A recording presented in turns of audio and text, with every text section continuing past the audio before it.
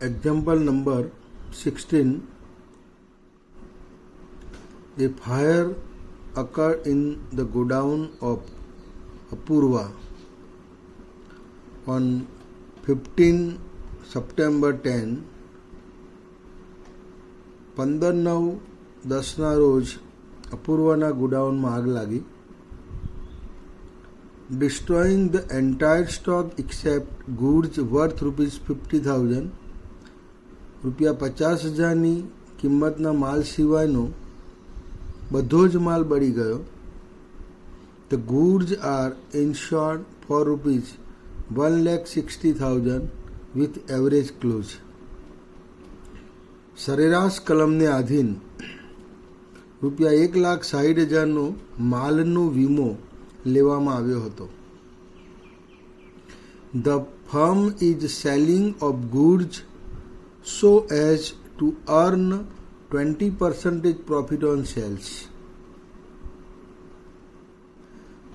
પેઢી માલનું એ રીતે વેચાણ કરે છે જેથી એને વેચાણ ઉપર 20% કાચો નફો મળે.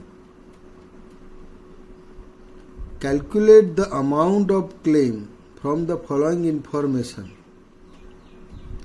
નીચેની માહિતીને આધારે દાવાની રકમની ગણતરી તમારે કરવાની છે. Stock under valued by 10%. સ્ટોકની કિંમત તમને આપેલી છે 90,000 ₹90,000, જે 10% ઓછી ગણેલી છે. એટલે એની એકચ્યુઅલ પ્રાઇસ, એની ખરેખર જે કિંમત છે તમારે બતાવવી પડશે. Will be shown correct price. Debit side, trading account debit side. Actual પ્રાઇસનું કેલ્ક્યુલેશન કરવા માટે 90,000 × 100, એને 100એ તમારે ગુણવા પડશે. 90,000 × 100 ડિવાઇડેડ બાય, નીચે 100 મૂકી અને 10 તમારે માઇનસ કરવાના છે, જેથી કરીને તમે જે બતાવેલી કિંમત છે એ કિંમત રિમૂવ થઈ જશે, દૂર થઈ જશે. એટલે actual price ₹1,00,000. 90,000 × 100 divided by 90, ₹1,00,000 opening stock. Debtors opening balance and closing balance given 50,000 and 60,000. દેવાદારોની શરૂની બાકી અને આખરની બાકી 50,000 અને 60,000 આપેલી છે. Creditors opening balance and closing balance 20,000 and 40,000. લેણદારોની શરૂની બાકી અને આખરની બાકી 20,000 અને 40,000 આપેલી છે. Transaction from 1 April 10 to 15 September 10. 1/4/2010 થી 15/9/2010 સુધીના વ્યવહારો તમને નીચે આપવામાં આવેલા છે. એટલે કે આગ લાગ્યા તારીખ સુધીના વ્યવહારો.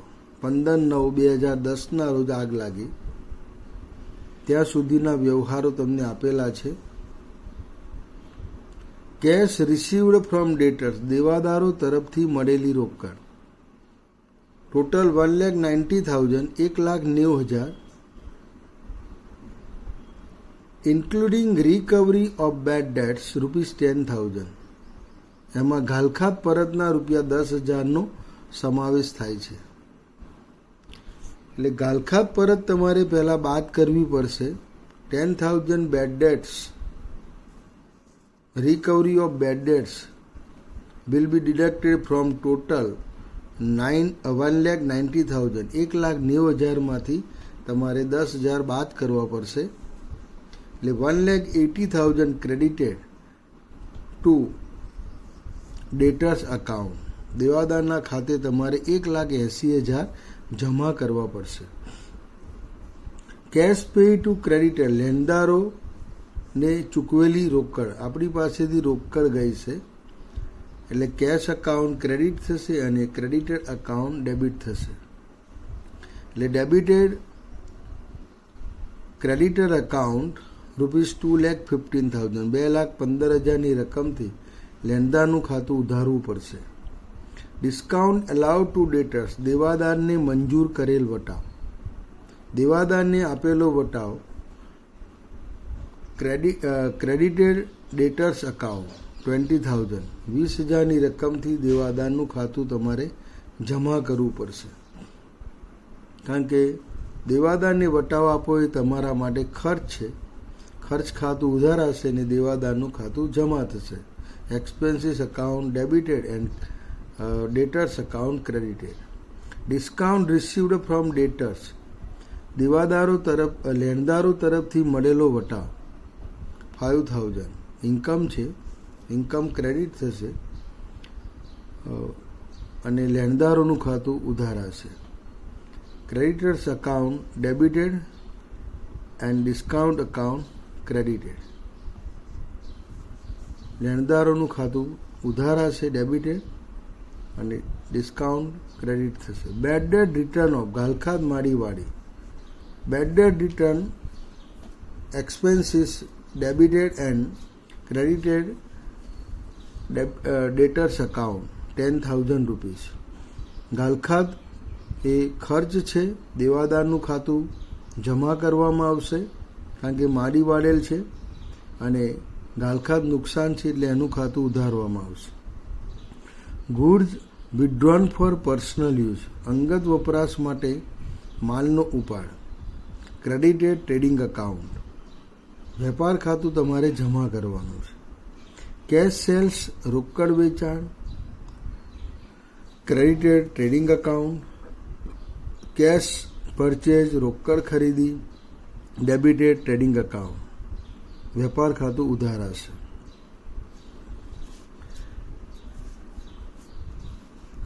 અહીંયા first debtors trading account and creditors account have to be prepared. દેવાદારોનું ખાતું, વેપાર ખાતું અને લેણદારનું ખાતું તમારે ખોલવું પડશે. કારણ કે આ ખાતું ખોલ્યા પછી જે અધૂરી માહિતી છે એ અધૂરી માહિતી તમારે પહેલાં નક્કી કરવી પડશે. And will have to find credit sales and credit purchase. અને આ ખાતા તૈયાર કર્યા પછી ઉધાર વેચાણ અને ઉધાર ખરીદી તમારે શોધવાની છે. એટલે ડેટર્સ અકાઉન્ટ તમે ઓપન કરશો તો તમને ઉધાર વેચાણ મળશે, અરાઇવડ ક્રેડિટ સેલ્સ. અને લેણદારનું ખાતું તમે ઓપન કરશો તો તમને ઉધાર ખરીદી મળશે, અરાઇવડ ક્રેડિટ પરચેઝ. એટલે એ રીતે તમારે બંને ખાતા બનાવીને રકમ નક્કી કરવાની છે. And last trading account has to be prepared.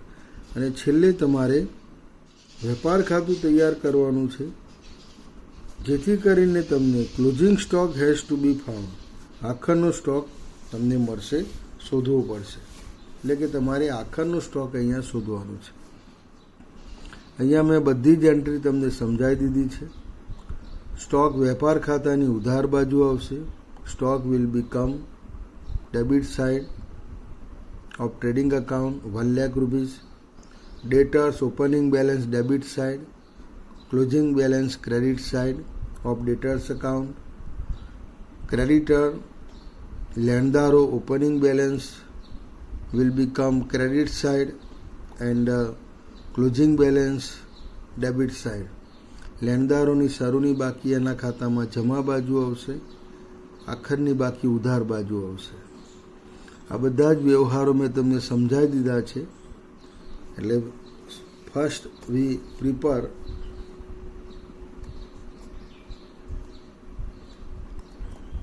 debtors account. Debtors account debit side to opening balance 50,000 given in the example દાખલામાં આપેલું છે. by cash account દેવાદારો તરફથી તમને જે રોકડ મળી, cash received except bad debt recovery, ગાલખાત જે પરત થઈ છે એ સિવાયની 1,80,000, 1,80,000. બાય ડિસ્કાઉન્ટ 20,000, દેવાદારોને તમે જે વટાવ આપેલો છે તે 20,000 જમા થશે. બાય ડેપ્સ રિટર્ન ઓફ, માડી વાળેલ ગાલખાત એ તમારે જમા કરવાની છે, credit. Closing balance given 60,000 and debtors account close, બંધ કરવાનું છે. We close debtors account. First total credit side 2,70,000, debit side put 2,70,000 and missing entry 2,20,000.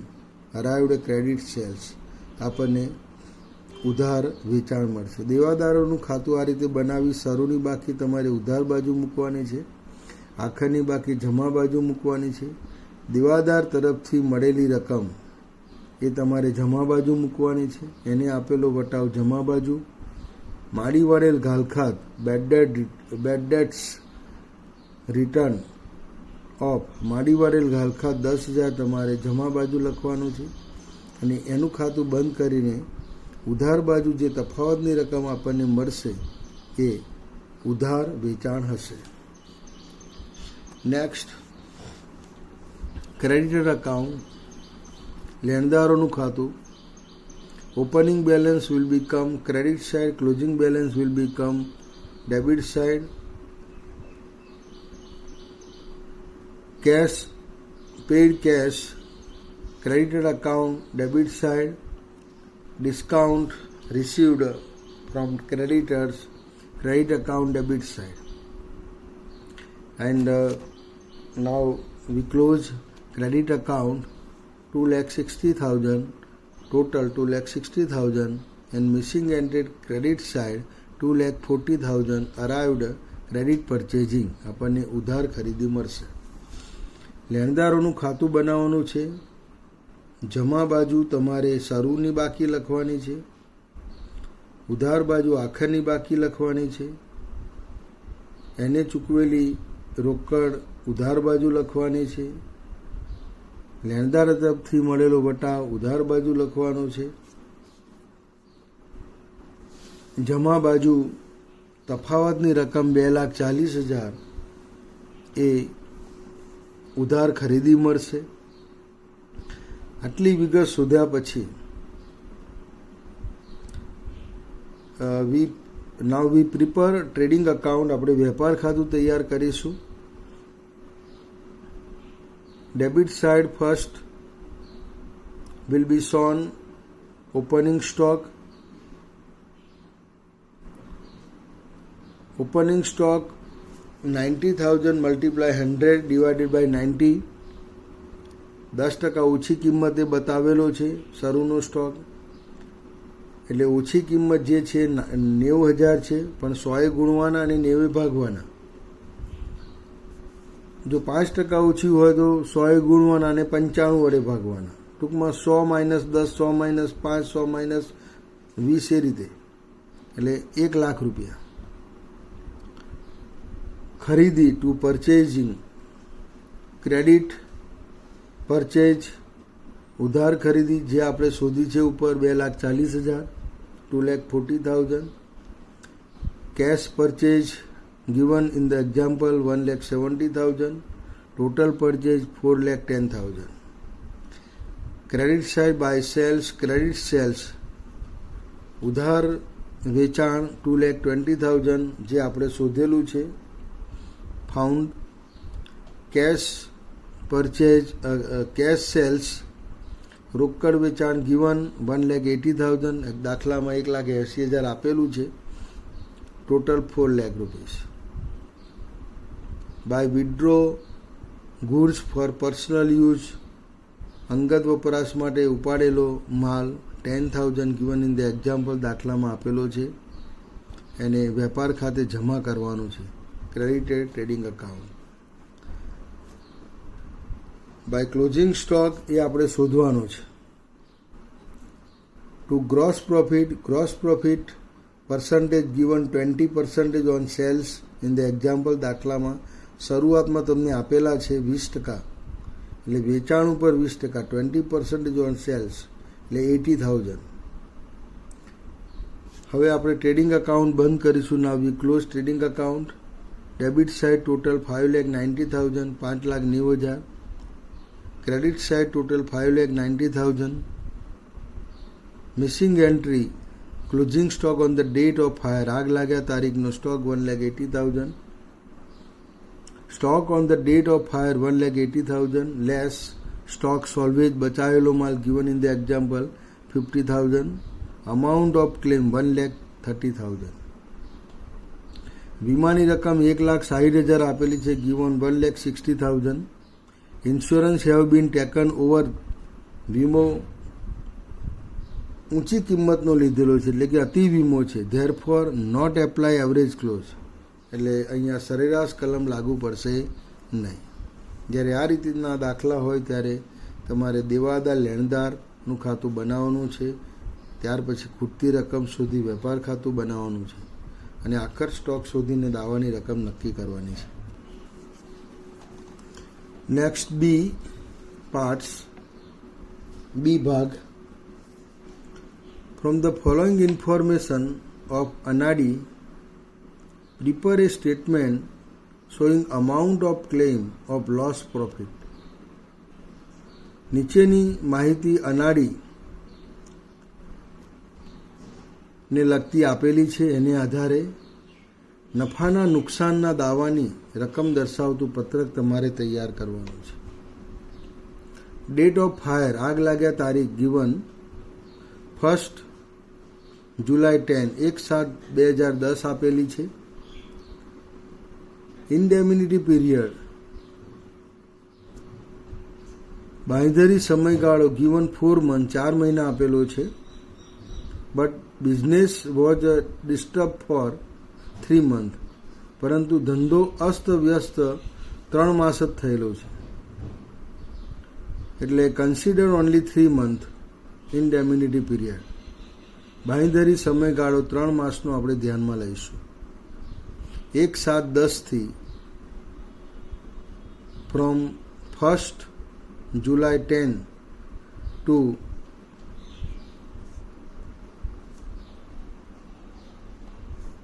30 October 10, 7, 8 અને 9 સપ્ટેમ્બર 30 સપ્ટેમ્બર 10, 1/7/10 થી 30/9/10, 3 માસનો સમયગાળો, 3 મંથ ઇન્ડેમિનિટી પીરિયડ, બાંયધરી સમયગાળો ગણાશે.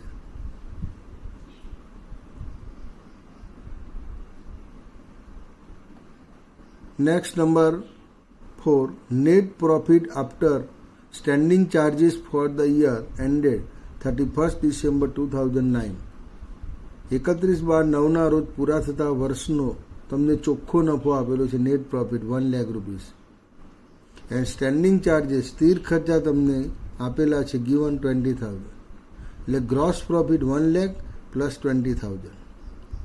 કાચો નફો બરાબર અગાઉ પણ મેં તમને સમજાવ્યું હતું, net profit plus standing charges બરાબર gross profit is equal gross profit. કાચો નફો બરાબર ચોખ્ખો નફો વત્તા સ્થિર ખર્ચા 1 લાખ પ્લસ 20,000. સમ ઇન્શ્યોર્ડ, વીમાની રકમ 1,25,000. વીમાની રકમ 1,25,000 આપેલી છે. એન્ડ ડિટેલ્સ ઓફ સેલ્સ, વેચાણની વિગતો તમને આપેલી છે ગિવન. જુદી જુદી તારીખો આપેલી છે તમને. Variety of dates given.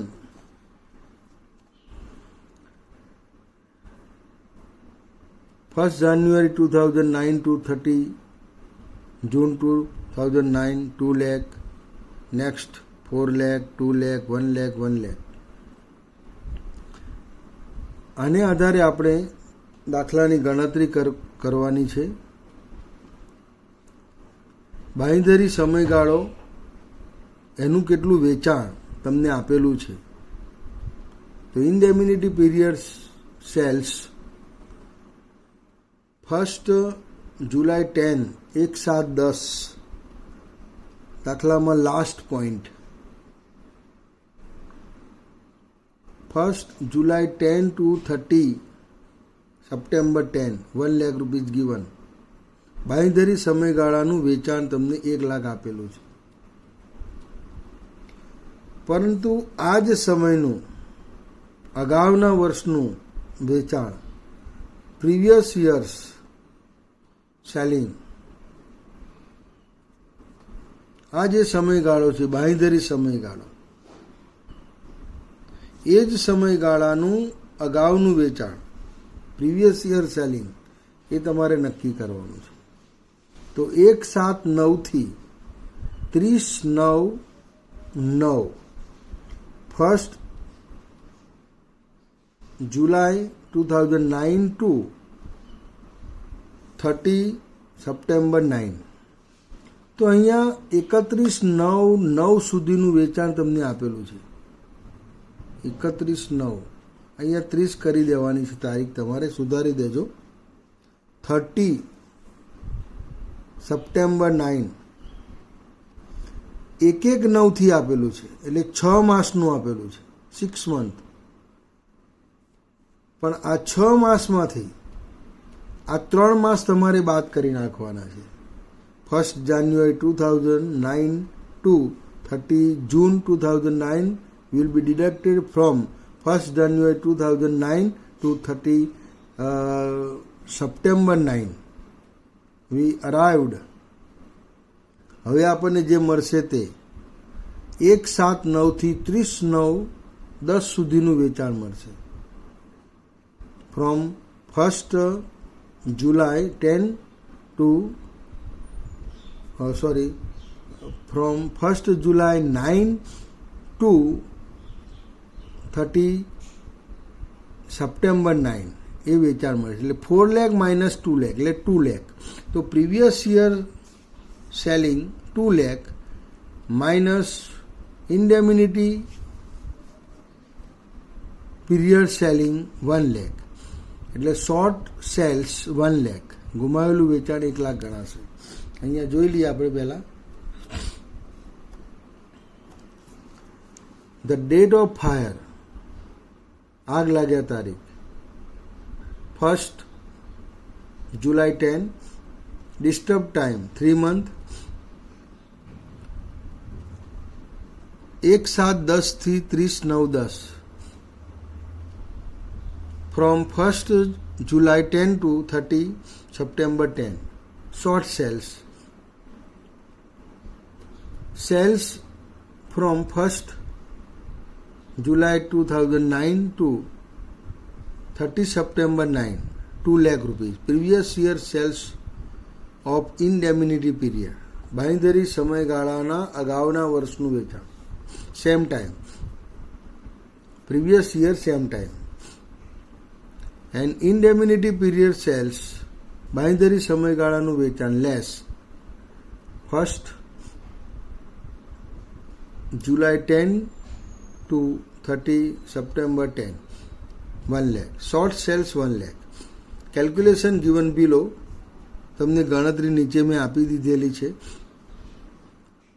1/1/2009 થી 31/9/2009 ટોટલ વેચાણ 4 લાખ, માઇનસ 1/1/2009 થી 30/6/2009 વેચાણ 2 લાખ, એટલે 1/7/9 થી 30/9/9નું વેચાણ 2 લાખ.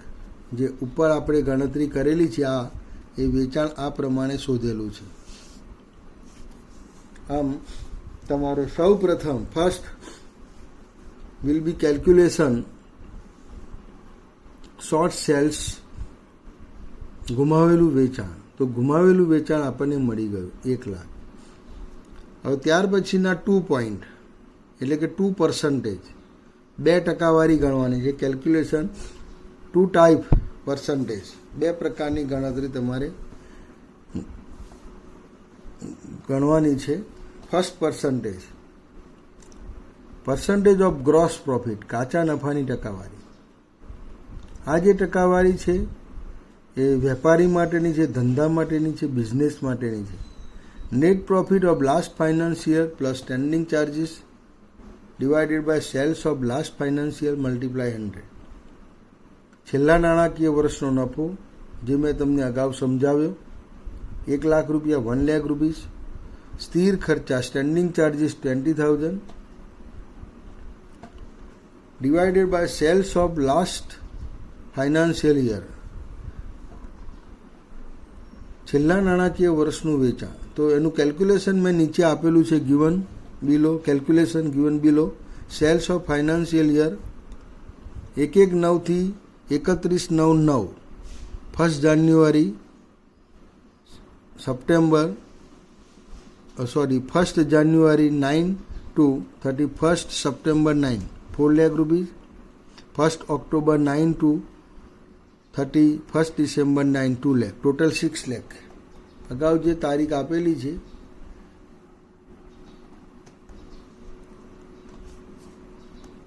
એની અંદર વેચાણ તમને આપેલું છે, છેલ્લા નાણાકીય વર્ષનું વેચાણ 1/9 થી 31/9/9 4 લાખ અને 1/10/9 થી 31/12/9 2 લાખ. ટોટલ 6 લાખ રૂપિયા. એ છેલ્લા નાણાકીય વર્ષનું વેચાણ છે. છેલ્લું નાણાકીય વર્ષ એટલે આગ લાગ્યા પહેલાં જે તારીખે હિસાબો ક્લોઝ કર્યા હોય એ વર્ષ.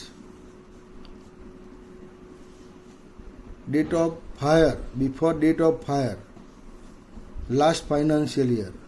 આગ લાગ્યા પહેલાં જે છેલ્લું નાણાકીય વર્ષ હતું તે 1/9 થી 31/12/9. એટલે એને આધારે તમારે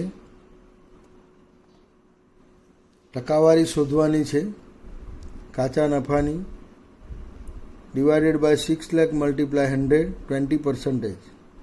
એટલે percentage of gross profit 20% for traders, વેપારી માટે. વેપારી 20% ગુમાવેલા વેચાણ ઉપર નફો માગે. 1 લાખ ઉપર 20% માગે, 20,000 માગે. પરંતુ વીમાની જે રકમ લીધેલી છે, સમ ઇન્શ્યોર્ડ, એને આધારે on the basis of sum ઇન્શ્યોર્ડ percentage of gross profit, કાચા નફાની ટકાવારી તમારે નક્કી કરવાની છે. તો સમ ઇન્શ્યોર્ડ વીમાની રકમ 1,25,000, 1,25,000 છે. Sales of 12 month before fire, આગ લાગી એ તારીખ પહેલાંનું 12 માસનું વેચાણ. એ તમારે જે તારીખો આપેલી છે એની આધારે નક્કી કરવાનું છે. Multiply 100. 1,25,000 divided by 5 lakh multiply 100. Calculation given below. ગણતરી નીચે આપેલી છે. 25%. 25% તમને વધુમાં વધુ રકમ મળી શકે. પણ બેમાંથી જે ઓછી ટકાવારી હોય, લોઅર ઓફ અબાઉટ 2%, એ પ્રમાણે તમને જે નફાનું નુકસાન છે એ મળવાનું છે. એટલે loss of profit, short sales, ગુમાવેલું વેચાણ 1 lakh multiply lower of about 2%, 20% divided by 100, 20,000. Claim amount 20,000. Sales of calculation, વેચાણની ગણતરી, જે 5 લાખ રૂપિયા ક્યાંથી આવે એ ગણતરી આપણે કરેલી છે. તો 1/9 થી 30/9/9, 1 જાન્યુઆરી 2009 to 30 સપ્ટેમ્બર 2009, 4 લાખ રૂપીસ. એમાંથી વિલ ડિડક્ટ 3 મંથ સેલ્સ, 3 મહિનાનું વેચાણ તમારે બાદ કરી નાખવાનું છે. લેસ 1 જાન્યુઆરી 2009 to 30 જૂન 2009, 1/9 થી 30/6/9 સુધીનું 2 લાખનું વેચાણ બાદ કરો. એટલે 3 મહિના નીકળી ગયા. 1/9 થી 30/6/9 નીકળી ગયા. એટલે રહ્યા કયા મહિના? તો 1/7/9 થી, નીચે આપેલા છે, 1/7/9 થી 30/9/9 આ સમયગાળાનું વેચાણ 2 લાખ છે. Sales from 1 July 2009 to 30 September 2009, 2 lakh rupees. ત્યાર પછીનું તમને દાખલામાં આપેલું છે 1 October 9 to 31 December 9, 2 lakh. 1 January 10 to 30 June 10, 1 lakh. એટલે sales of 12 month before fire, આગ લાગ્યા પહેલાંનું 12 માસનું વેચાણ. આગ કઈ તારીખે લાગી હતી? તો આગ 1/7 લાગી હતી, તો 1/7/10 રોજ 12 માસનું વેચાણ, એટલે 30/6/10 સુધી 12 મહિનાનું વેચાણ તમારે ગણવાનું રહેશે. એટલે 30/6/12 સુધીનું વેચાણ કરવા માટે તમારે 1/7/9 થી 30/6/10 એ સમયગાળો ધ્યાનમાં લેવાનો રહેશે. From 1st July 2009 to 30 June 2010,